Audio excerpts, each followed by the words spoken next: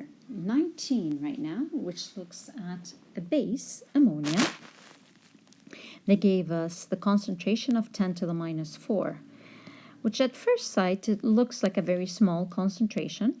And they gave you a pKa, and what you have to do is get the pH. Well, all of you at this point, you actually know that ammonia is actually a weak base, and it's a trick that they gave you pKa, but that's actually most of the cases we give you pKa. We don't necessarily give you a pKb, even if we want you to do a base calculation. Of course, the ammonia will react with water, and you know this by now. You simply get the ammonium, and OH minus is released into your solution. This is a neutral base, okay, and so always neutral bases, they become BH plus at the end with the OH minus. And of course, you have to, and unfortunately, guys, you need to calculate pKb in order to proceed. Now, you're not necessarily going to use it, but it's best that you do calculate it. Why? Because I want to know if I can do an approximation or not. Do I have to do a quadratic, or can I use one of those approximation equations? And in order to know, you actually, here's my Kb, you actually have to see if the concentration C is greater than 100 Kb, greater than or equal to actually. Is it greater than 100 Kb? If it is, I can do some approximation and remove X here from a denominator. But if it's not, well, I have to do it the quadratically. Take C divided by Kb, see if it's equal to 100. Well, actually it turns out that it's much less than 100. Why do I do it like this? Just because the calculator is easier. You don't have to think that way. C divided by Kb, and just see if it's less than 100.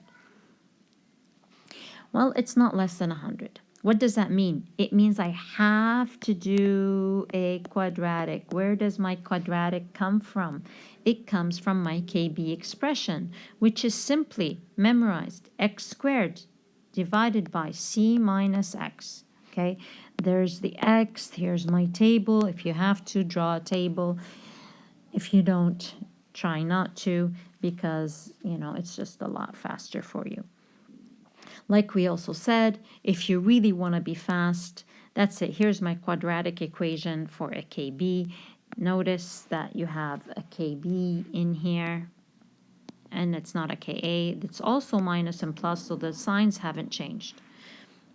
And solve for x. But don't forget that now x is my OH minus concentration.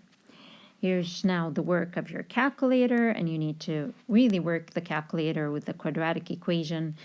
Do the quadratic, get your x. After you solve for the x, which gives me my OH minus concentration. Once I have the OH minus concentration, I could do whatever I want to do with it. I want to calculate pH in this case. Go ahead, do the calculation of your pH. Your pH becomes, well, first you have to get POH, get the POH value, okay, which is minus log of x, then 14 minus the pH, and you are done. Clear? Yes. All right. And one major point.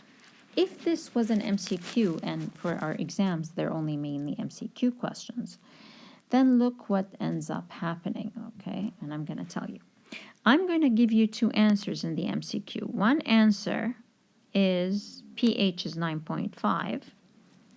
And then I'm going to give you another answer, which is right here, pH 9.6. And you're, okay, so they're very close, of course, but this is correct and this is wrong. Where did this 9.6 come from?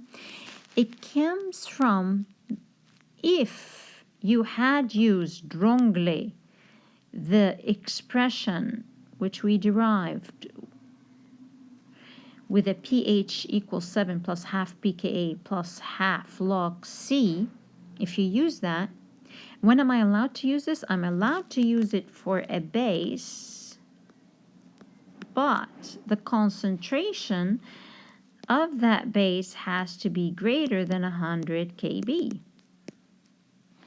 That's when I can use this.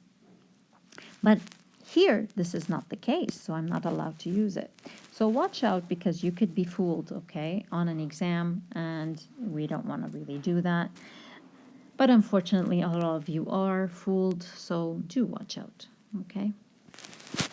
So that's our little trick with number 19.